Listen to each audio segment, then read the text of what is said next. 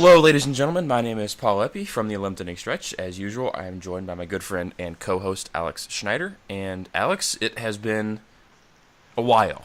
It's been a while since we last talked. Yes, it has. It's been about close to 2 weeks, and it's been kind of weird not doing one of these. But here we are. It's November 22nd, and we have some news to delve into here, and namely the free agent market, because last week all the awards were announced, MVP, Cy Young, all that good stuff, and now we're starting to see some free agents chips fall, and we're just going to go right down the list here, and I want to get your reaction to some of these. First off, and we'll get to the Cardinals here in a minute as well. We're going to talk about Brett Cecil, but the Rangers signed Andrew Kashner. I'm pulling up the details of that contract. It looks like it's a 1 year, $10 million contract. Yeah, and I think that the trend that people are going to start seeing is these people aren't going to wait. Um, Especially with such a weak free agent class. yeah, I mean, but I think even next year's with it being so big at the moment, I think that you're going to see a trend where people don't want to wait to sign, because Ian Desmond waited to sign, and look what he got. And then, Yeah. these people are waiting, thinking they're going to get more money, and teams are going to be like, you know what, we don't even want you, then we'll go somewhere else. I believe that Andrew Kastner is a good starter. He was in San Diego. He just wasn't on a good team, and I think that's a smart sign for the Rangers. Low, probably about average or a little bit above And average player, and they're they going to sign him. Be quiet about it, and I think they that's a smart don't idea. have much pitching other than Yu Darvish and Cole Hamels. Derek Well, and Holland, Colby Lewis was Der- pitched well last year too. he was hurt. I mean, he was Yeah. also hurt for most of the season. So when he's healthy, he's good. I wouldn't say Derek Holland necessarily is going to cut it anymore. It just seems like that they needed to add some sort of pitching depth that because the Astros also added some depth, not a pitching. And our next two signings here is going to be the Astros. They signed Josh Reddick and they traded for Brian McCann, and that was the first big trade to happen this offseason.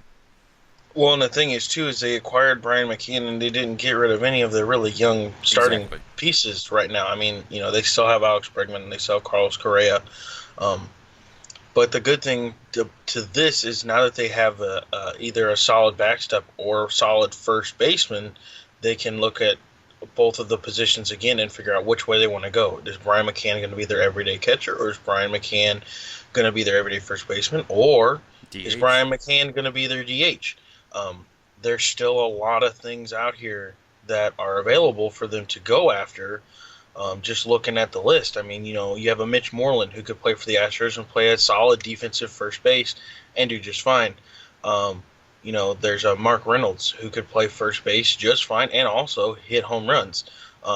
Mark Trumbo can play first base just fine. Adam Lind. I mean, you have a lot of first basemen.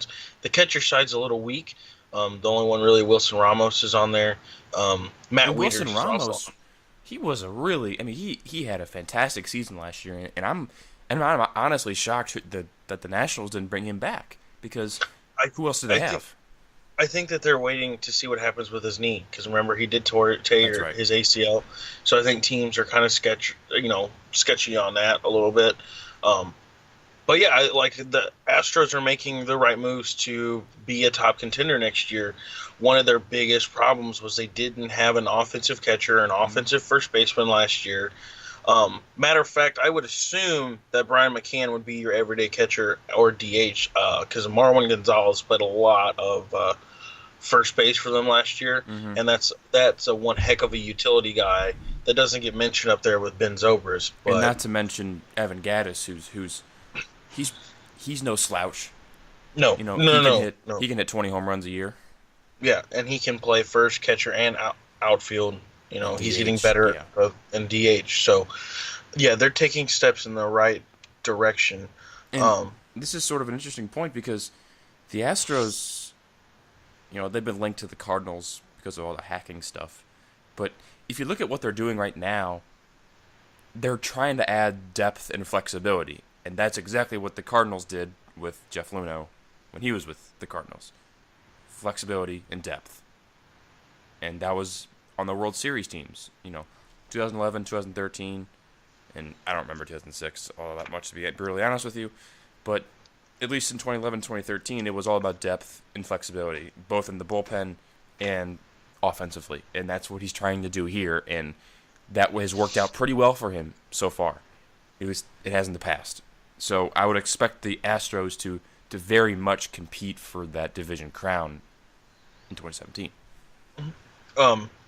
Going off the DH conversation that we just had, there's one more signing and another one that's been offered to, basically DHs. The signing was Blue Jays signed Kendrys Morales. I don't know the deal or the information on that, but I think that's a good signing. I think Kendrys Morales is a good hitter and all around. But I think they did it as a 3-year, $33 million contract. Okay, I think they did that as a backup just in case Edwin did not sign back with them. And speaking on him, the Blue Jays offered roughly $80 million to Edwin Encarnacion, and I don't think that he will take it. I don't think he's coming back. Yeah, and that's exactly why they signed Kendrys Morales, because I think they've said, "See ya, Edwin. It was nice. Well, thanks for your services." Here's the thing too: is you offered him $80 million. So do you think that Kendrys Morales, or do you think that Edwin Encarnacion is really $47 million above Kendrys Morales? 47's a little steep, but I mean he's certainly I'd say $10 million better than Kendrys Morales, but $47 million is steep, and that's a stretch. And if I'm the Blue Jays, I think you're not the Yankees and you're not the Red Sox, and you have those two in your division. You can't just continue to throw out money out there. I think signing Kendrys Morales was the perfect plan B to Edwin Encarnacion. Here's where I guess me and you are going to differ. I don't think 47 is steep at all. I think for Edwin Encarnacion and comparing Kendrys Morales, I think that number is really low. I think Edwin Encarnacion is going to get somewhere in the $100 million, at least $100 million range. Edwin Encarnacion, Kendrys Morales can't play anywhere other than DH. But Edwin Encarnacion can play first. He's going to hit 40 homers. He's going to probably drive in 100. Kendrys Morales is probably going to hit you 25 home runs, drive you in 80, 70, 80, maybe 90 runs. This is sort of what reminds me of Albert Pujols with the Cardinals. Look, and by I'm not comparing Edwin Encarnacion to Albert Pujols. Those two. Pujols is on a different planet and in a different universe than Encarnacion is. But it's on a smaller scale. It's sort of what the Cardinals did. Pujols, we would love to have you, but we just can't continue to chuck money at you. And okay, so we'll take Alan Craig.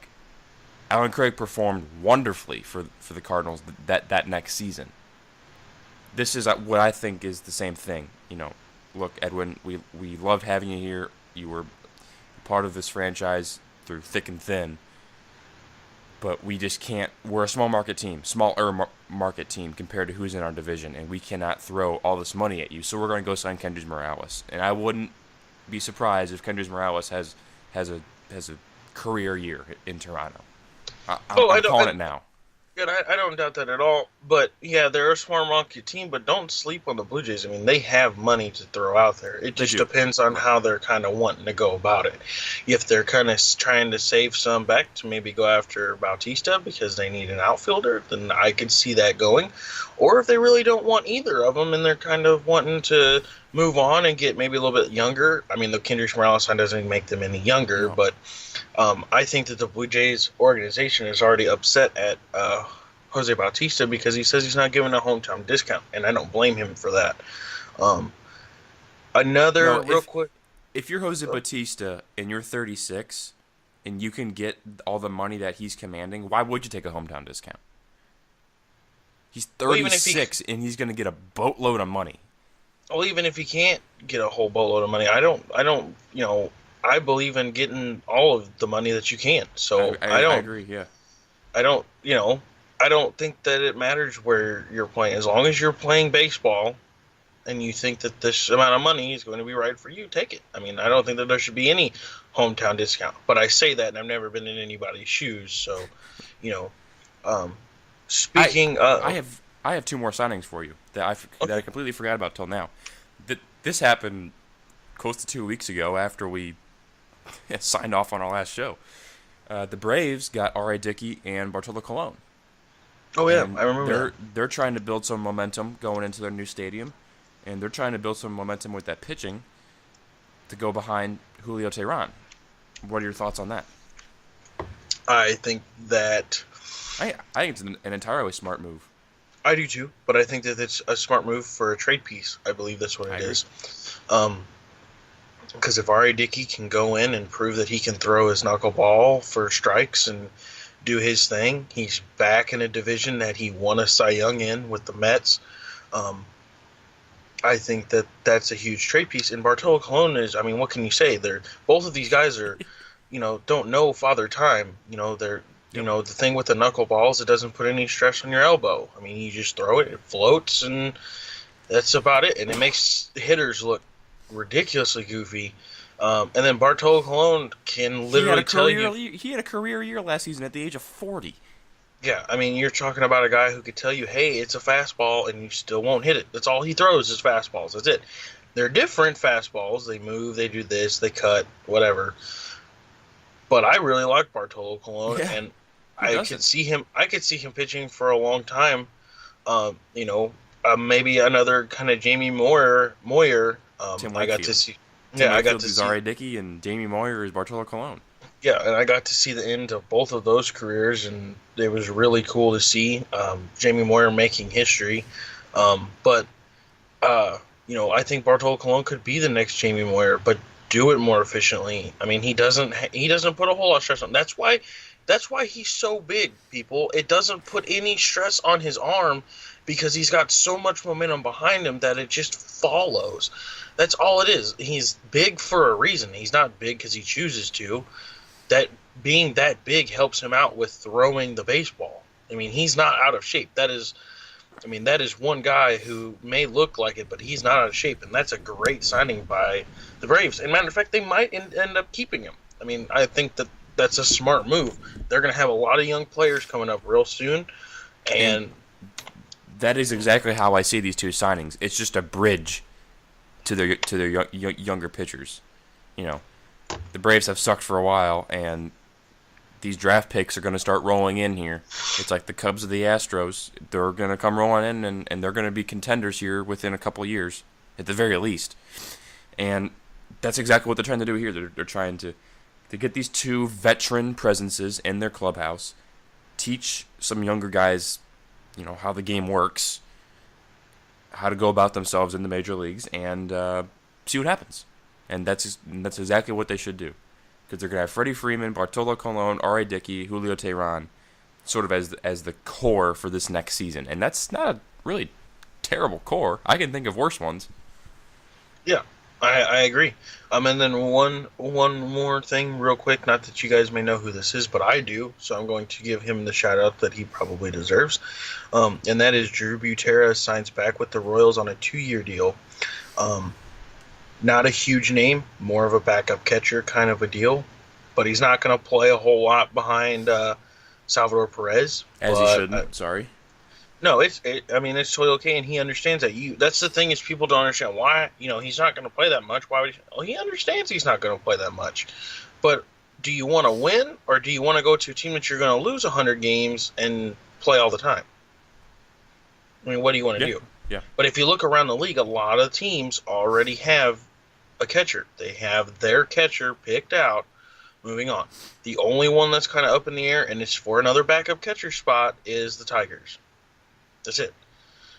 Um, so that's all the free agent signings that we want to talk about right now because we want to dig deeper into a few.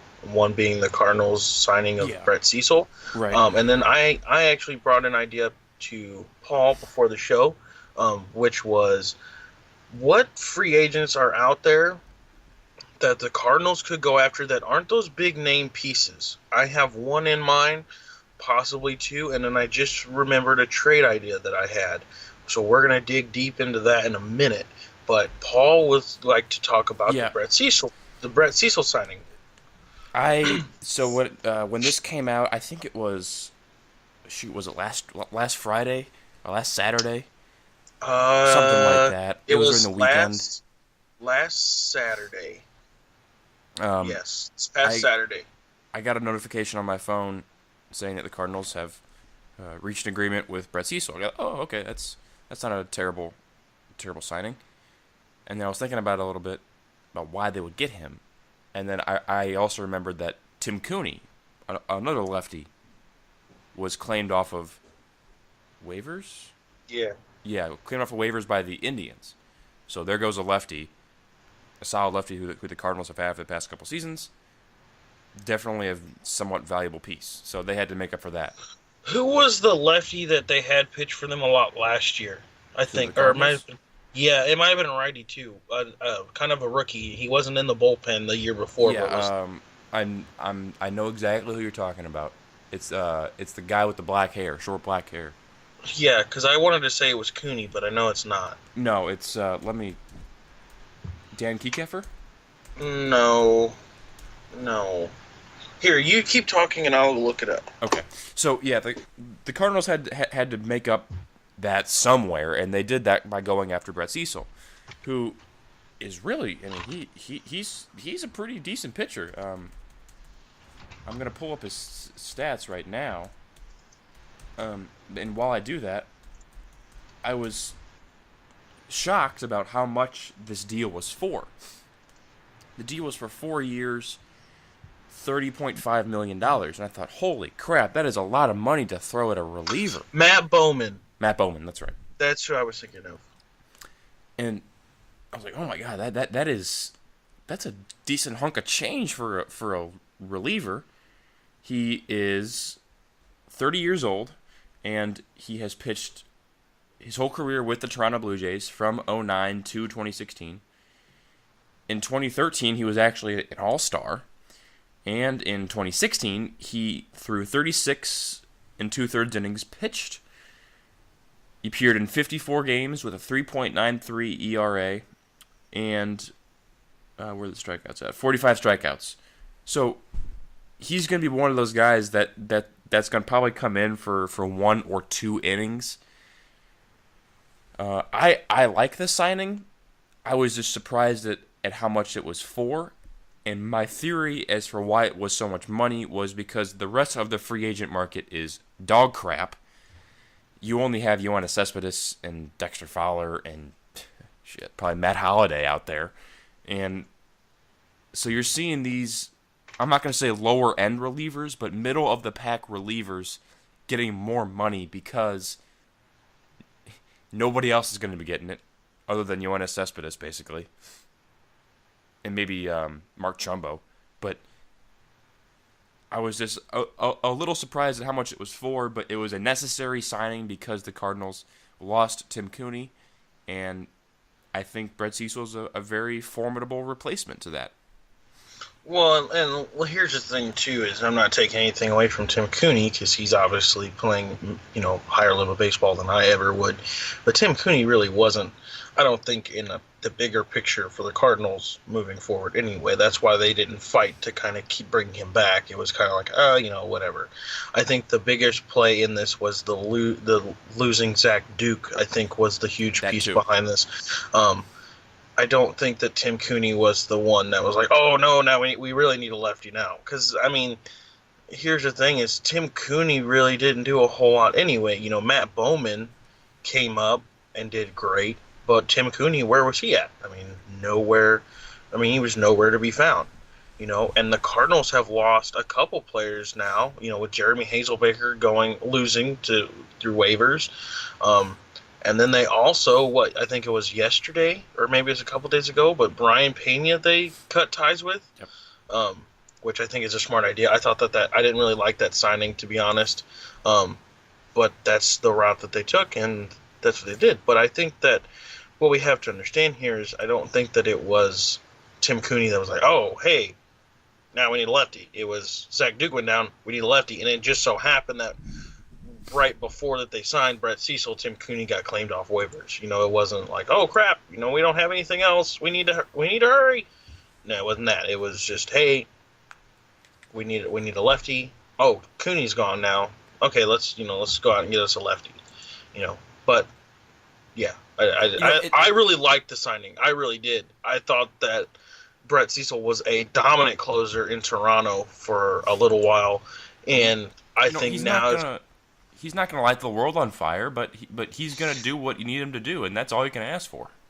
Yeah, I think that he's gonna do a great job I agree. with the Cardinals. I'm looking forward to that very much, very very much. Just a quick note. It kind of sucks how the Cardinals have lost all of these, like I say, great pieces, but they've lost some role players here, and they haven't even played a game. Yeah. My biggest one was Jeremy Hazelbaker. That was Hazelbaker. That one stung a little bit. That one, yeah. And then Tim Cooney's Zach Duke also stung. I mean, you had him under control for next season, and he's very comparable to Brett Cecil. He's just a solid reliever, and he's not gonna blow up very many games, but he's also not gonna really save you a whole ton of games. And to lose him also kind of sucked because you had him under control for a very reasonable price, and poof, there's Tommy John. Yep. But I want to have you lead this talk about free agents. My biggest thing was Jeremy Hazelbaker. I just don't understand how you let him walk through when he came in so many times to games and did exactly what you asked him to do and even more. I just think that Jeremy Hazelbaker was a huge. He exceeded expectations by miles. But here's the thing: is everybody's looking. When the Cardinals say, "Oh, you could sign Brandon Moss back and he could be a bench bat." Well, you had a bench bat, a young bench bat, in Jeremy Hazelbaker, and you let him walk out the door and go to the Diamondbacks, which I think was stupid. I don't understand. Mozeliak better have something up his sleeve this offseason because right now it's not looking too good. You've signed Brett Cecil when you need two more pieces at least. Offense and defense, yeah. Yeah. I mean, you need a first base. Well, no, Matt Carpenter's going to be your first baseman. I still think you need two pieces, and I'm going to get into that right meow. We have a list pull up of the free agents, and I'm going to just kind of go down the list. Catchers, the only one I think that would be an okay sign. I don't really want to dig too deep into this one just because, well, the Cardinals have Yadier Molina, obviously, and that would be Matt Wieters. The Cardinals were linked to him a couple years ago, possible trade. Haven't heard too much yet. Actually, haven't heard anything about Matt Wieters in a long time. That's my only one that I would say on that. Yeah, I don't have much of an opinion on him. When he was coming up with the Orioles, he was thought of, he's going to be the next star catcher in the league. He's going to be an all-star year in, year out. He's going to be the face of the Orioles. And that wasn't the case at all. It was Adam Jones and Manny Machado, and it still is. Matt Wieters has been largely irrelevant for the Orioles. I mean, he's been fine, but he's by no means the best player on that team. Oh, no. He had a really good year this year, though. And this was his, he had just come back from, I believe it was Tommy John surgery that he had last year. Yeah.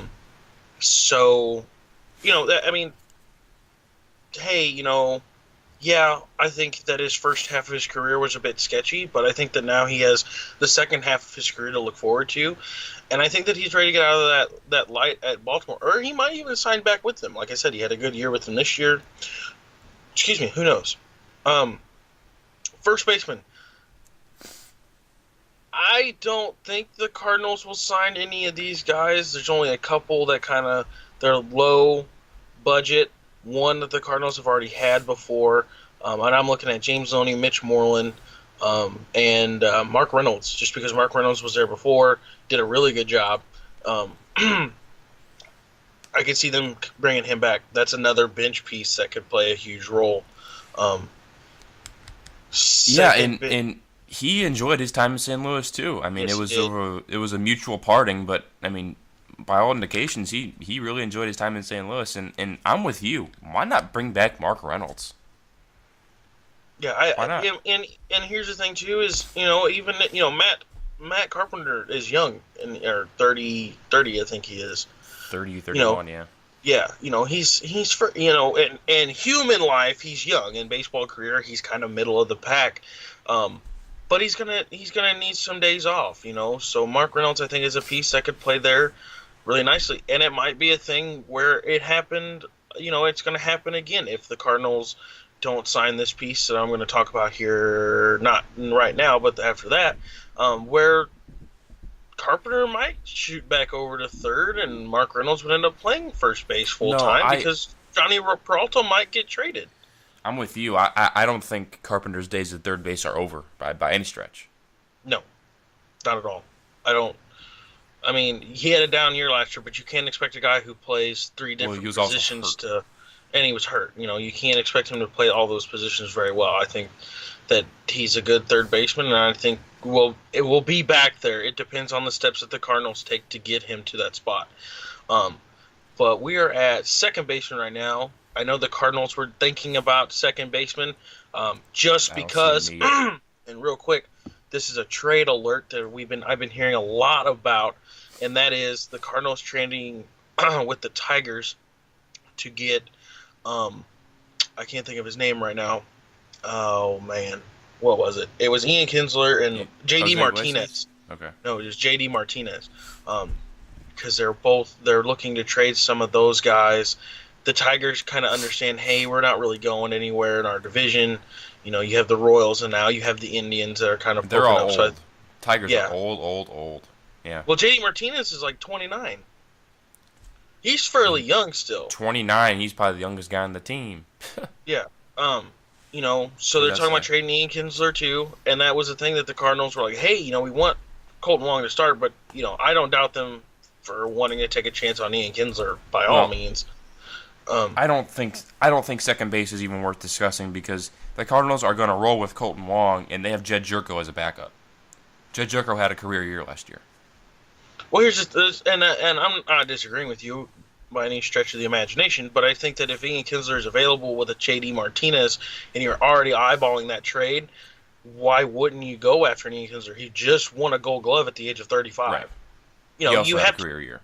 exactly. You have to look at that option as well, and I don't doubt them for doing that. But I do think that Colton Wong is their future, and I think that they're not only taking the right steps to make him the starting second baseman, but I believe that with Colton Wong knowing that this information, I think that Colton Wong is now going to take the right steps in this offseason to become the new starting second baseman for the You Cardinals. can hope so. I mean, we've talked about him till we're blue in the face on this show, and I just am starting to feel like if he doesn't really put it together next season, you got to move on. Well, and it depends on Give old him Mike consistent. Matheny too. Give him consistent starts next season. See what he can do, and if it doesn't work out, it doesn't work out. But you need him to start producing here at some point. I believe it all falls. Consistently. It all falls on Mike Matheny. I Yeah, believe that that's right. because ultimately John Mozeliak can be like, oh, Colton Wong is our second baseman, but if Mike Matheny doesn't put him in the lineup at second base, it doesn't matter. Here's excuse me. Here's my one person I think that the Cardinals should go after, and I just learned that he was just cut the other day, and that is Trevor Plouffe. I was gonna guess Justin Turner. No, Justin Turner. Oh no. He's a free agent. He didn't get cut.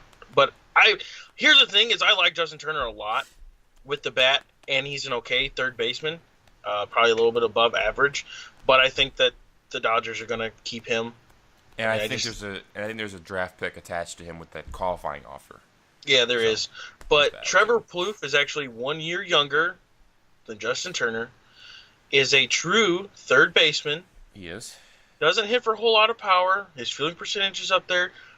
He's good defensively. So if the Cardinals are going to stick with Matt Carpenter and have full intentions on sticking him at first base and not moving him, I think Trevor Plouffe is would be a huge upgrade. Over Johnny Peralta, yeah. Exactly, because you could trade. I think that you could probably trade Johnny Peralta back to the Tigers in a deal with JD Martinez. Luke Weaver, and possibly a Peralta for JD Martinez, I think that may not get it done, but I think a deal like that, to be honest, I really didn't like a whole lot of Luke Weaver. I think he has a lot of things to work on. Well, he's still raw, but that's Yeah. okay. He also If he showed stays, some signs of being pretty damn good.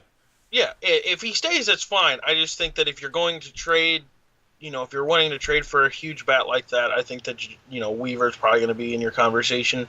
Because even Miguel Cabrera has apparently been rumored that he's available too, which I think is weird. So my thing is Trevor Plouffe. I just had his stats up last night because I found out about it last night. Actually, I found out about it this morning or last night. I don't remember. But he was just cut from the Twins.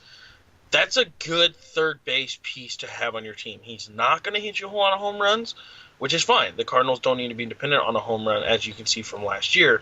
But I think that he's a low market piece. He was just cut ties with the Twins for some stupid reason. And I think that is a good piece that the Cardinals can maybe reach out and give him a 2, 3, 4-year deal if you're feeling ballsy, and give him some money to play your third base position and say, hey, Peralta, we like you, we really do, but you're on, I think, his last year of his contract, and we're gonna start moving on from you, and you can be our bench bat this year, but after this year, hey man, you're kind of gone. And nothing against Peralta, he did a really good job in St. Louis. I think that everybody will remember him for that, because people kind of forgot about his PED thing, which I think is a good idea. But I think Trevor Plouffe is a huge person to have on your team. Your thoughts on that there, Paul? Trevor Plouffe? Yeah, he'd be fine. I mean, like I said, I would prefer Justin Turner, but the problem with that is the draft pick. I don't see any problem with them. We've been looking for defensive upgrades across the board because that was the Cardinals' big pressing. Excuse me, I can't talk today. That was the Cardinals' big pressing issue last season, and like you said, the Cardinals don't need to depend on home runs. Trevor Plouffe is going to get you some pretty good defense. He's not going to be a complete slouch with a bat. I don't mind it. I just don't think Peralta should be your third baseman for the entire season. I think you should look for a replacement. If you don't get one, that's okay. Look for it during the season, maybe at the trade deadline. But Peralta cannot be your starter opening day throughout the entire season through September. It's just not going to work out. He's too old, too old, too fragile, and he's just not as good because of his age. Well, here's the thing, too, is we're saying that, and it might end up happening. He might perform well. You got to think last year he was hurt, injured, cut his thumb or I don't know. But the year before that, he hit 20-some-odd home runs, setting a new Cardinal shortstop record, which I think is going to be blown wide open. It's going to be broken this coming season, yeah. Yeah, it's going to be blown wide open here in the very short future by Ledmus Diaz.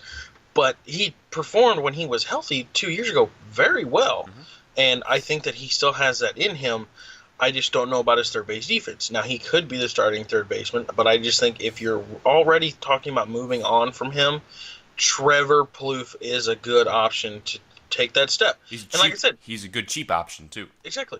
Offer him a 2-year, $25 million deal and move on about your business, and then there you go. You have your defensive third baseman. Try them both out in spring training, and if it doesn't work out with Johnny Peralta at third base, say, Johnny, you're the backup third baseman. You can play a little backup shortstop if we need you to, but you're going to be a bench bat for us as well. So let's move on here because I'm kind of taking a long time, but there's a lot of names here. I'm not even going to talk. Shortstop, I think we can agree because I'm looking at the same list you are. Shortstop, there's no reason for the Cardinals to add anybody, and there's really nobody for the Cardinals to add because this list isn't any good. Yeah. I know that they've been talking about, for some odd reason, a lot of people have been talking about Aledmus Diaz not playing short, which I think is stupid. I'm not even going to – that's a whole nother conversation for a whole nother day because I could go a little bit longer on that. That is where I disagree with my buddy Kevin Wheeler a lot. So moving on, I'm not going to read all these outfield names. If you pay attention to baseball, you know the ones that the Cardinals are after.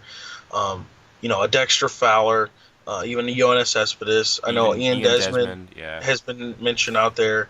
So there's names out there that people are, And let's put it on the record that the Cardinals are going to hopefully trade for somebody for an outfielder, because like you just said, there's Yoenis Cespedes, there's Ian Desmond, and there's Carlos Gomez, and that's about it.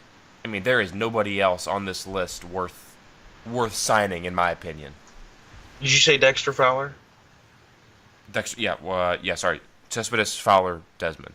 That's Yeah, and Cespedes is going to cost too much money. Desmond just isn't going to put up the numbers you want to really him he's another to put Randall up. Grichuk, basically. Yeah, and Dexter Fowler is a name that the Cardinals have been linked to a lot, and rightfully so. I mean, he just had a hell of a season with the Cubs, but I just don't see him being quite the fit with the Cardinals as he was the Cubs. Another name that I've heard that I've seen a lot on social media is people are wanting John Jay to come back. Here's the thing No. on John Jay, and I'm just gonna kind of basically I think I'm gonna speak for me and Paul on this one, and if I'm wrong, Paul, you can let me know. But John Jay was a very loved player in St. Louis. Great guy. Everybody liked him. He had one good year of defense, one really good year of defense. Really never performed with his bat. He is not a piece the Cardinals are looking at. They've already had him. They see what he's going to do. He's 32. He's not going to get any better. Um, they've already seen his potential. So they're not going to go back and get him if they already know what they're going to get. That's not what they're looking for. They're looking for something else. John Jay is not going to happen. Kind of sucks because everybody likes John Jay, but he is just not the person that you want in your team. You're looking for either a really solid glove or a solid bat, and to my opinion, John Jay is neither of those. That's just all No, I I'm with can. you. And would you agree that the Cardinals should trade for an outfielder, aka like a Charlie Blackmon, AJ Pollock, Adam Eaton? We've talked about those names on this show before, so we're not going to go into them ad nauseum. But would you agree that the Cardinals, given this list, pretty shallow, so go out and trade? Might as well. Here's the thing: is there's been some names that have actually been cut off that trade list. AJ Pollock, the Diamondbacks have come out and said they're not going to Right. trade him. Kevin He's not an Kiermaier has option. been also a name. Yeah, Kevin Kiermaier has now resurfaced as a big name with a Dexter Fowler. I'm assuming that Charlie Blackmon has been taken off the list as well, just because I've heard nothing about Charlie Blackmon in a couple weeks. I think it's down And the to Rockies signing. are very close to contending anyway. Yeah, I think signing Dexter Fowler is your number one choice, I believe.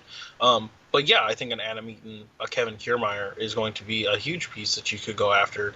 But also, like I said, they're also linked to JD Martinez. Yep. We've already said if you can't get a glove, then get a bat. And I think that's what I think that's the steps the Cardinals are taking, and I don't doubt them for that. Here's a very interesting. I just thought of this. Very interesting trade proposal for you. So the Cardinals, Michael Waka has also been rumored to be on the trade block. So you have a trade between the Cardinals and the Tampa Bay Rays. Tampa Bay Rays give you Kevin Kiermaier, Evan Longoria, and some piece off. I have no clue who. Probably like a minor league deal or some cash. For the Cardinals, they give up Michael Waka. I'm not sure who else, but Kiermaier and Longoria, those would be my two pieces that I'm looking at for Tampa Bay. Maybe, I don't think they would want Peralta, unfortunately, but if you could just somehow package a deal with Kiermaier and Longoria, that would be a steal. Now, the Cardinals might have to give up a ton, in which case it's probably not even worth it. But just sort of brainstorming things in my head, if you could somehow get Kiermaier and Longoria, and if you want to give up Waka and Peralta or shit, I don't know who. I don't get paid to make these choices. That would be kind of interesting. They, the Rays have come out and said that Kiermaier is for sure you can offer. They're looking at a possible trade. Evan Longoria, they said that they're not wanting to move, but they will listen, which I think is kind of a backwards thing that they're saying. We're not wanting to trade him, we'll listen. Well, that tells me, if you're listening, then Yeah. that's a possibility of a trade. You're kind of Yeah, backtracking. but I think that's a smart move. I don't doubt that at all. My one that I want to talk about now, because I'm pretty much done with this list of outfielders. I don't think that there's nothing on here besides maybe a Mark Trumbo to play a corner spot. But my thing is why not offer? The Braves are looking for pitching. Why not offer a Michael Wacha for a Nick Markakis? Sure. That's a glove. Sure. He hits That's a a great lot of glove. doubles, and it's a low deal. It's a low key deal that saves you money that you could go out and maybe sign Manny a Trevor Machado next Plouffe. offseason. Yeah, a Manny Machado next season. You'll look at next season because here's the thing: is Randall Grichuk is not that bad of a defensive player. He had a down year last year. He's going to be much better. I mean, this is a guy that on spring training last year, he was going to people like Jim Edmonds and getting information from them and is feeding off of that. First full year as a center fielder, had big expectations, got a little nervous, made some bonehead plays, but he's not that player. He's a much, much better player and is going to show it, I believe, this year. I agree. So he's not that bad. The thing that I hate about being part of this media thing is that, oh, he had a bad play, trade him, it's time to get rid of him, blah, blah, blah. It's like now, when you need to look more at the bigger picture. Randall Grichuk is a good player, a great power hitter that, might be an above average left fielder. That's great. But there's not a whole lot of center fielders out there that are available. Yep. They're very hard to come by, and a lot of the people that are willing to be traded aren't going to trade with the Cardinals just because of the times that they play. The Pirates aren't going to trade Andrew McCutchen to the Cardinals because they play all the time. Charlie Blackmon, they play during the season. AJ Pollock, they play during the season. That's a huge thing for people. You don't want to trade a guy that comes back to hurt you. And that's why you never see any trades within the division. That's why the Lou Brock trade back in whatever year it was with the Cubs was just crazy. Yeah, and the Andrew Miller deal with Boston to the Orioles and then to the Yankees or however it went, was crazy, was a little ridiculous, but yeah, I mean, you guys, we just need to settle down on Randall Grichuk. He's going to be a fine player. He's going to bloom, whether that be in left field, center field, wherever it may be. But he's going to be a fine power hitting outfielder. My eyes, he could be an Andrew McCutchen. Doesn't have the speed, but has the potential to have the glove and the bat, and I think has a little bit more boom in his bat than McCutchen did. So we just kind of have to take it easy and see how that blossoms. But I think that this offseason, I think, is going to be a different one for recent Cardinal fans because I really like that idea. Sorry to go off topic and to cut you off, but I really like the idea. Trade Michael Wacha for Nick Markakis, and then save that money for next season and go get yourself somebody big. Whether it's Bryce Harper, Manny Machado, Andrew McCutchen, whoever. I still like Manny Machado.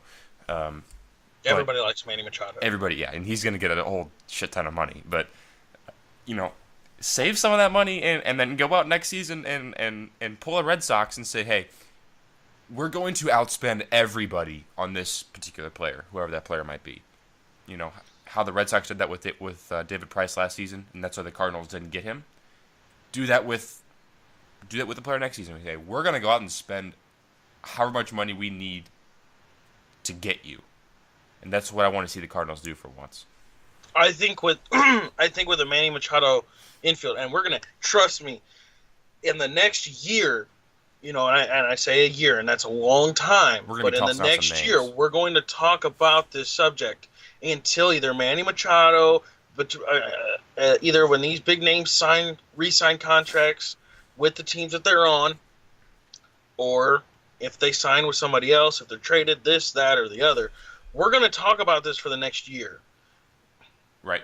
Cardinals are going to be in these talks, and I agree with you. They need to be like the Red Sox of last year and the Yankees of the past 20 years. It's time to open up that checkbook and say, we're going to have to pay whatever it takes to get this done. So if Manny Machado is demanding a $250 million deal for 15 years, you're going to give him 15 years, $250 million.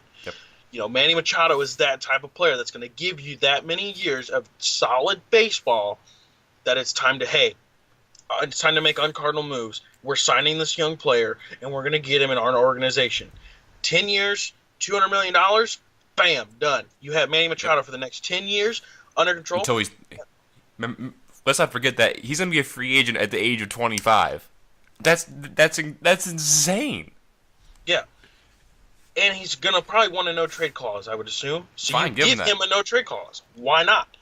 35. He's going to be 35 when the deal is done if he goes off these numbers. And he's still going to be able to perform at a high level. I mean, you've seen baseball players at 35 play at a high level. Josh Donaldson's going to be that guy. Yeah. Yeah. How old is Josh Donaldson? I think he's 30, 31. Give me just 1 second. See how Google could. He's 30. So Josh Donaldson, he'll be 31 going into next season though. So yeah. Yeah. So Josh Donaldson is going to be one of those guys. But like I said, we have a whole year that we're going to talk about this, and trust me, the 11th inning stretch is going to talk about it. I mean, this next year's class. If you have some free time here in the next couple of days with Turkey Day, look at next year's free agent list, because I just did, and I saw like this much of catchers, because that's what's first, and I mean it's just insane, unbelievable. So check it out. Just do yourself a favor if you're a baseball fan. Look at that list, because if you think this year's winter meetings, your team's going to be making some moves, trust me, I don't think it's going to be anywhere close to the moves that your team's going to be making next year. Just saying. But I have nothing else. I think this was a really good podcast that we had to get done. Like I said, sorry guys, it's been 2 weeks. I've been busy. Before you wrap it up, I just want to apologize for the lights out in terms of content.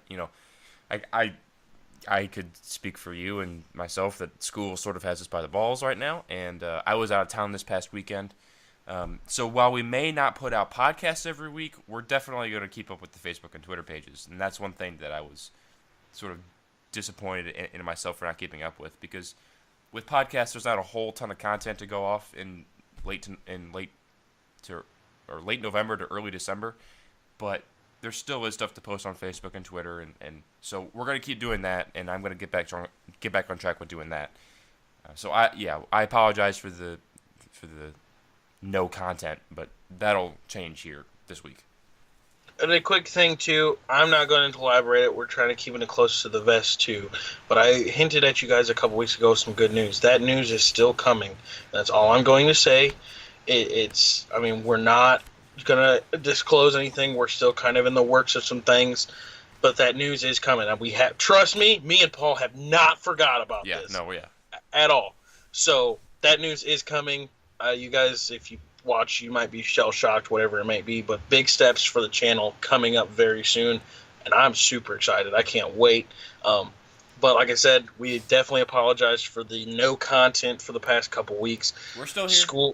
We're not going nowhere, but there's just not a whole lot of information to talk about for these podcasts, and plus, me and Paul are both full-time students, so that does kind of make it hard.